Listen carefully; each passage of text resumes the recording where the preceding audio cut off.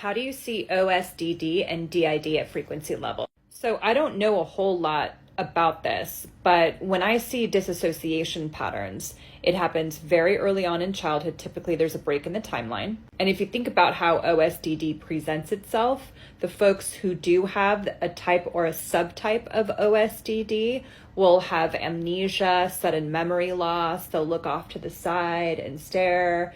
They will check out often. These are all very deep trauma responses.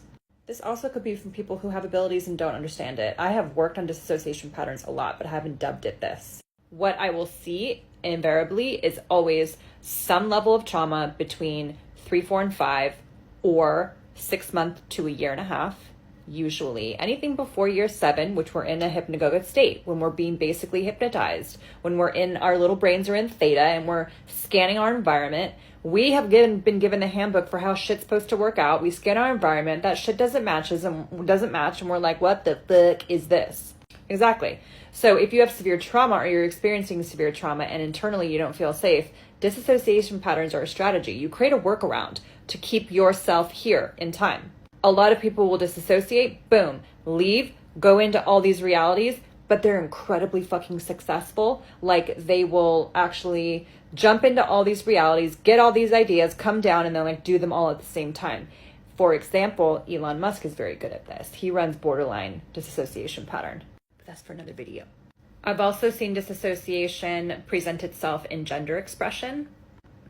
I said it, but that's for another video too. So they'll disassociate, go into all these other realities, these other consciousnesses, not know where they are in space-time, and then that further distorts them.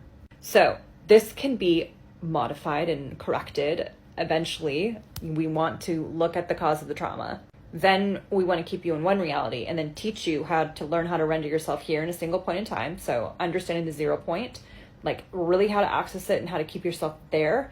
And then you can clear the patterns that are keeping you offline faster. And then you expand your awareness into those realities. You don't leave and go there. It is about expansion, not leaving. It's inner, it's all the way inside, and it's expanding out. This is why I do not like modern science, like modern woo, and what is happening with psychedelics. Everyone is about leaving. They're all about going. They're all about journeys. They're all about that.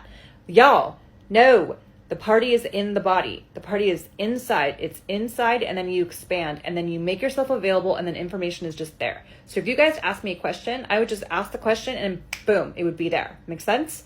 I hope that answered your question, my dear.